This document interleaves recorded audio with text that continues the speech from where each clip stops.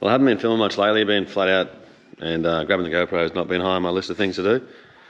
But today I'm going to be pulling a body off a 100 series landcruiser, and I thought, why not film it, show people how to get a body off a live axle landcruiser. This is a 105 series, but 80 series is almost exactly the same.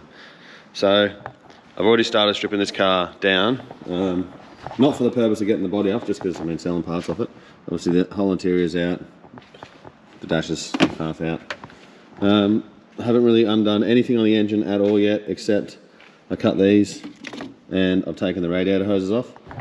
Now, I'm going to be cutting some stuff today because I don't need to keep these parts, but I suggest you unbolt them. I'll show you how to unbolt most of the stuff, but all the wiring and other crap that I don't need, I'm just cutting it because I just don't need it.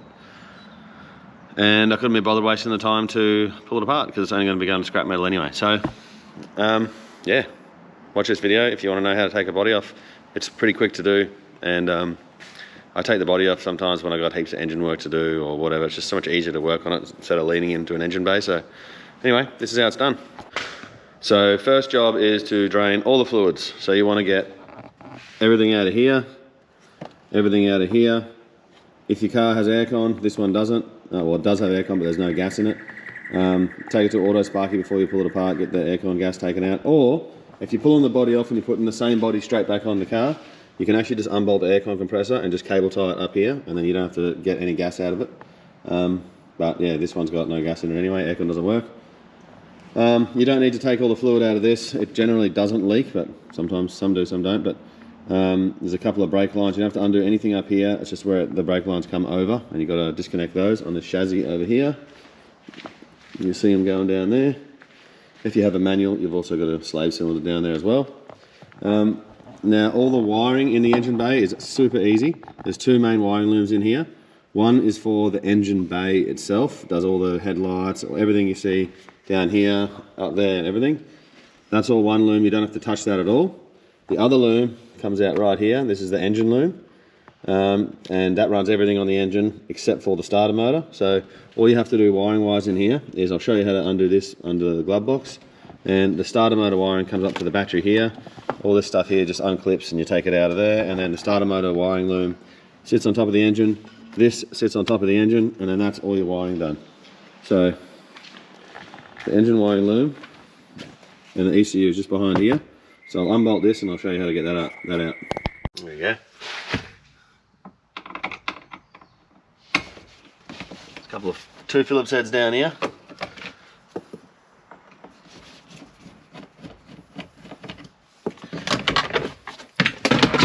Drill, I hate using screwdrivers. Then you got another three Phillips heads up here. One there. One there.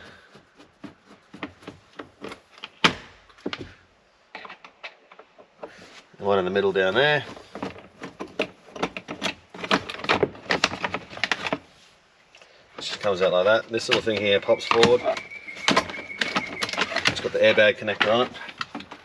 There's one little plug here for the light for the glovebox, and that's your ECU there. So all I do is I unplug these, get this ECU out of the way. There's a couple more plugs. I'll just grab this and show you. There's a couple more plugs just here. Once that's out of the way, this whole wiring loom just pokes through the firewall and just sits on top of the engine. All right, so the boys are up here helping before school. This guy's not really helping, but see, everything's taken out, then everything's unplugged. There's the ECU, and the wiring loom just comes out like this. Sometimes you get it a bit stuck, it's got to back and forward,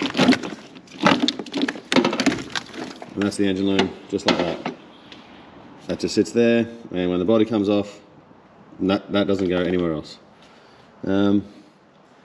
I always like to go around the engine and just look at absolutely everything that connects to it, and it's pretty easy. Just make sure there's a gap between the chassis and the engine. So obviously here we got fuel lines, fuel return lines, there's breathers for this.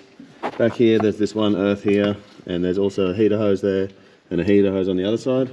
You got to make sure you just disconnect everything that connects the engine to the body. Otherwise you'll be testing the tensile strength of it with the hoist, which we're probably going to do a little bit of today because, like I said, I don't need to keep this stuff. This car's just getting wrecked out.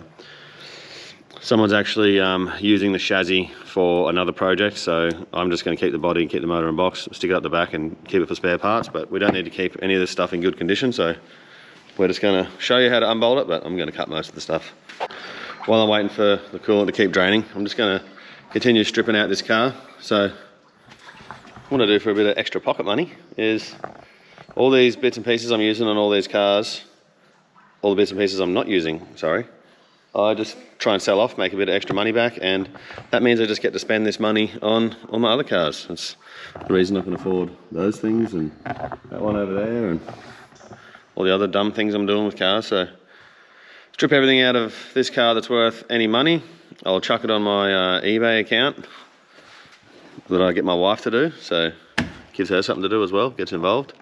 And we can just take the rest of this body straight to scrap metal, so that way I'm not storing crap all around the place. There's not really much else left on here. I'll get the 2 tailgates off. That guard's pretty good. Some of these dash parts, this ignition barrel and stuff out there always playing up. There's heaps of spare keys for that, so that might help someone out. But yeah, anyway, give me 5 minutes while I finish this off, and hopefully by then the coolant's drained, and then we can go back to pulling the rest of this body off. Probably another important thing to mention is, if you care about the environment at all, like I do, don't, you know, make a mess of oil and all the coolant. There are proper places you can take it. I take it to my local tip. They only take 20 litres of oil at a time and 20 litres of coolant at a time. But yeah, make sure you're doing the right thing there. All right, I got most of the stuff out of this car that I needed to while the radiator was draining. Now, power steering time. So there's a bolt down there that's the high pressure power steering, and that's the return line there. So once you get the power steering high pressure off, heaps of oil will come out. Take that out, the rest of the oil will come out. Then it's radiator hoses. Then we're going to get onto the body mounts. So the body mounts are actually quite easy. I think there's 4 a side. So one's there, same on the other side.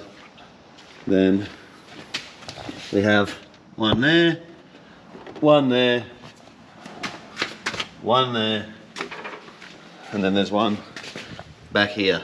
Also got to take this bumper off. Now in a 100 series, like that's the one with the IFS front, this is a 105. There's also 2 more mounts. It's under this cupboard here. There's another one just there and another one there, but only the IFS chassis have got those.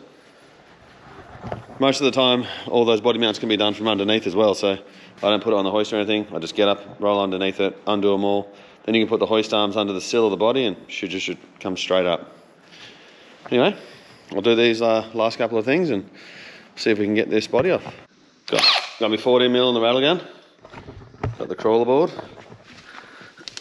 Now to get underneath and undo all the body mounts. Strap you onto the little board. Hopefully you can see something, and then let's go for a ride.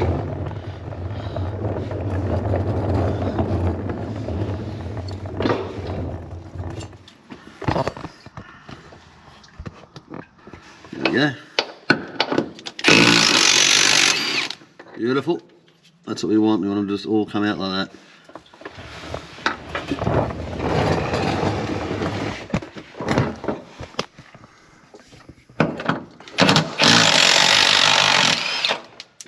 Even better.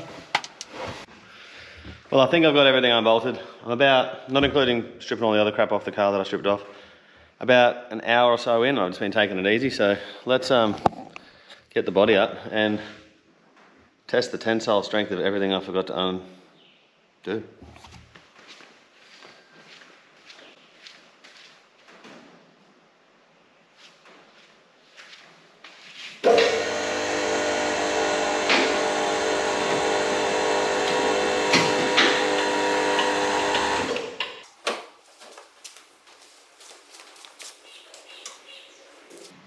Straight up.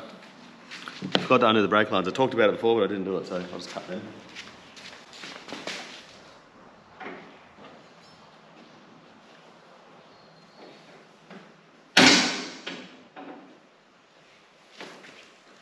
Apart from that, I think we're good.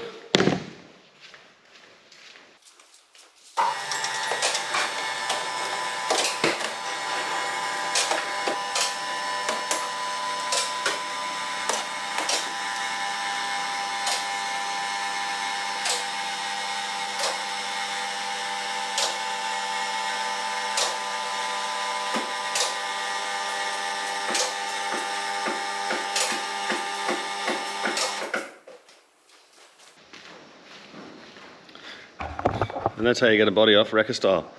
Like I said, if you were doing this to put the body back on because you work on the motor, you would definitely take a bit more time to unbolt everything properly, but I showed you all the stuff you got to unbolt. I did actually cut the inner of the handbrake cable up inside there, but it's still pulling out, so I'll just chop that again. And this is all just aftermarket junk, it's not usually there. But yeah, that's it. So if you're working on stuff on the engine, if you've got a big job to do, like an engine rebuild or whatever, about an hour's work, you can take a body off and it makes life so much easier. So when I do the 1HD FTE conversions, I generally take the bodies off because it just makes my life so much easier. That way you can just bolt the motor in there, you don't have to have it sitting on an engine stand. You can have the gearbox on it, bolt it in where it's got to go, and you can muck around, do all your pipe work and bolt all your stuff on, and just gives you good access to everything. Anyway, that's how you get a body off a car. Cool story.